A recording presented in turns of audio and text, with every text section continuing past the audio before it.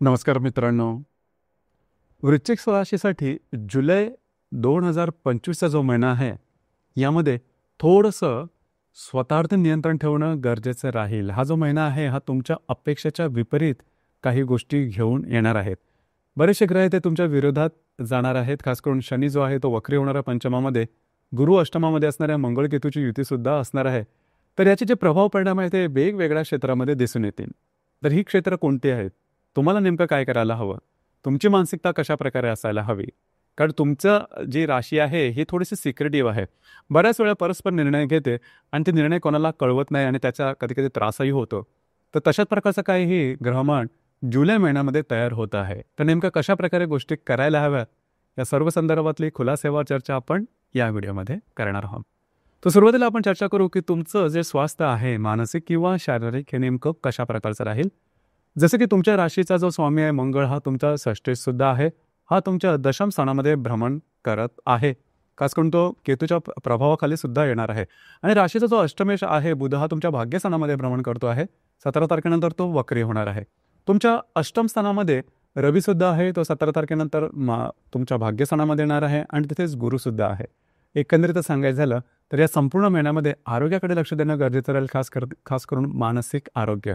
थोडंसं स्ट्रेस, थोडंसं टेन्शन तुम्हाला जास्त जाणवेल.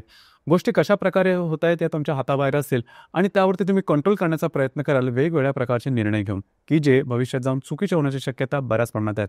या संदर्भात काळजी घ्या. लक्षात घ्या तुमच्याकडे ट्रॅप तयार होतो आहे. तर या ट्रॅपमध्ये फसू नका.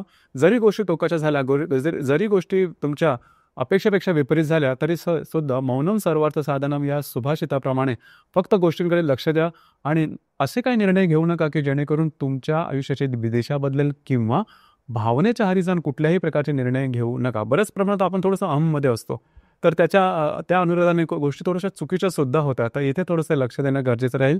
संपूर्ण महिना हा वृश्चिक राशीसाठी परीक्षेचा कालावधी असणार आहे. तुमची परीक्षा असणार आहे या संपूर्ण महिन्यामध्ये. यानंतर आपण चर्चा करू की तुमचा जो आर्थिक स्तर आहे हा नेमका कशा प्रकारचा राहील. जसं की तुमच्या राशीकरता 2 चक्र आहे ते सगळ्यात महत्त्वपूर्ण राहतात. पहिला आहे गुरु, जो की तुमचा धनेश आहे, पंचमेश आहे, तुमच्या अष्टम स्थानामध्ये भ्रमण करतो आहे.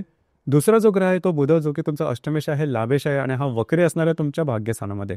म्हणजे साधारण जवळजवळ 18 तारखेनंतर तो वक्री होणार आहे. एकंदरीतच सांगायचं झालं तर या संपूर्ण महिन्यामध्ये आर्थिक स्तर सुद्धा तुमच्या अपेक्षेप्रमाणे नसेल. खर्च जास्त होतील आणि आवक जी आहे पैशाची ही थोडी कमी राहील. त्याच्यामुळे मनामध्ये बऱ्याच प्रकारचे प्रश्नचिन्ह उभे राहतील. काळजी करू नका, खर्च जास्त करू नका. इन्व्हेस्टमेंटच्या संदर्भात योग्य ती काळजी घेणं अत्यंत गरजेचं राहील. खास करून जर का तुम्ही शेअर मार्केटमध्ये ट्रेड करत असाल तर लक्षात घ्या, लॉंग टर्म जर का तुम्ही इन्व्हेस्टमेंट केलेली असेल त्याला धक्का लागू देऊ नका. परंतु भावनेच्या आहारी जाऊन काय झटपट लाभ मिळतील या आहारी जाऊन कुठल्याही प्रकारचे शॉर्ट टर्ममध्ये इन्व्हेस्टमेंट करू नका. तुमचे अंदाज साफ सुथरे लक्षात घ्या. लाभस्थानात भ्रमण, तुमच्या दशम स्थानात भ्रमण करणारा जो मंगळ आहे तो अष्टम दिशून तुमच्या पंचम स्थानाला बघतो आहे. तेथे ही गोष्ट लक्षात घेणं जास्त गरजेचं राहील. यानंतर आपण चर्चा करू की गृहसौख्याच्या संदर्भात गोष्टी कशा प्रकारच्या असतील. जसं की तुमच्या राशीचा जो चतुर्थेश आहे शनी, हा तुमच्या पंचम स्थानामध्ये भ्रमण करतो आहे. 17 तारखेनंतर तो वक्री होणार आहे आणि चतुर्थामध्ये राहू सुद्धा भ्रमण करत आहे. खास करून घरातल्या ज्या मोठ्या व्यक्ती असेल, वयोवृद्ध व्यक्ती असेल, त्यांच्या आरोग्याकडे लक्ष द्या. त्यांच्या आरोग्याच्या संदर्भातले काही त्रास डोकं वर करू शकतील. घरातल्या व्यक्तींबरोबर सुद्धा गैरसमजामुळे गोष्टी थोड्याशा वेगळ्या, म्हणजे घरातलं वातावरण थोडंसं दूषित झालेलं आहे की काय, अशा प्रकारचं काय अनुभव येईल. तर त्याच्या मागे कारण तुमच्या दृष्टिकोनाचं असेल. लक्षात घ्या, या संपूर्ण महिन्यामध्ये तुमचा दृष्टिकोन काही स्थिर नसेल. थोडंसं स्ट्रेस असेल, थोडंसं, कारण जो तुमच्या दशमात भ्रमण करणारा जो मंगळ आहे चतुर्थ दृष्टीने तुमच्याच राशीला बघतो आहे. तर थोडेसे भावनांच्या हिंदोळ्यावरती झुलून थोडंसं गोष्टी तुमच्या टोकाच्या होऊ शकतील. काळजी घ्या, ही गोष्ट महत्त्वपूर्ण राहील. याचप्रमाणे ज्या गर्भवती महिला आहेत त्यांनी सुद्धा स्वतःच्या आरोग्याकडे लक्ष देणं गरजेचं राहील. आरोग्याच्या संदर्भातले काही त्रास डोकं वर काढू शकतील. जे विद्यार्थी वर्ग आहे त्यांनी नेहमीपेक्षा थोडंसं जास्तच एफर्ट किंवा प्रयत्न करणं गरजेचं राहील. तुम्ही बऱ्याच प्रमाणात ॲक्टिव्ह असणार आहात. याचप्रमाणे वैवाहिक जीवनाबद्दल सांगायचं झालं तर राशीचा जो सगळ्यात महत्त्वपूर्ण ग्रह आहे शुक्र, जो तुमचा सप्तमेश आहे, व्ययश आहे, सप्तम स्थानात स्वतःच्या राशीमध्ये भ्रमण करतोय. खूप चांगली गोष्ट आहे ही.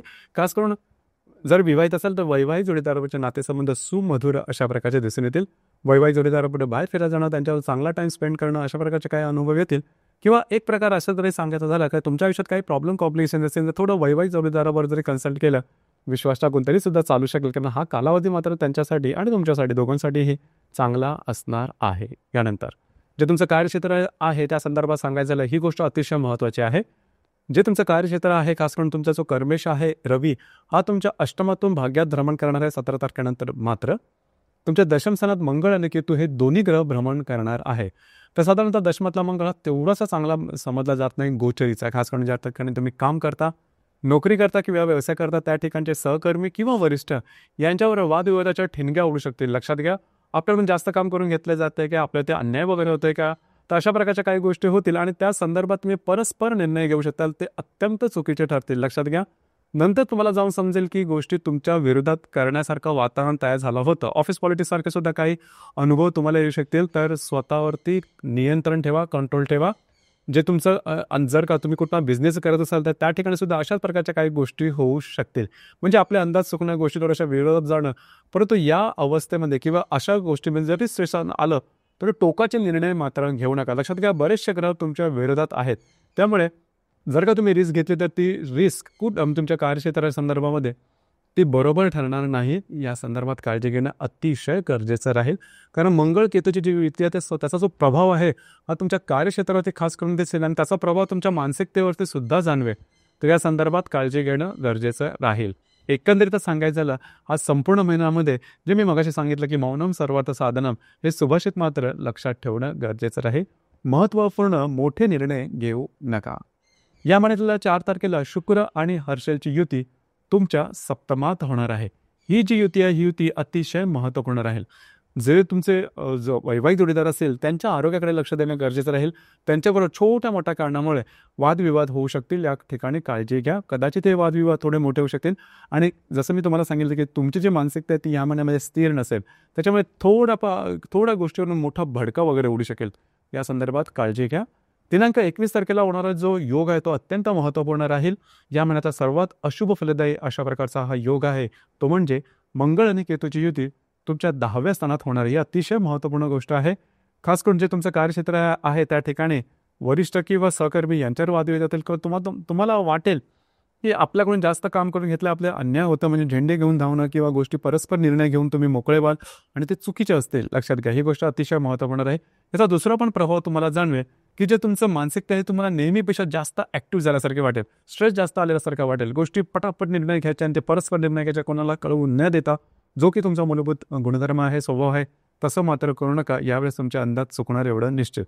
दुसरी महत्त्वाची गोष्ट म्हणजे 21 तारखेला जरी हा योग होणार असला, त्याचा जो प्रभाव आहे तो साधारण 17-18 तारखेपासून जवळजवळ 23-24 तारखेपर्यंत दिसून येईल.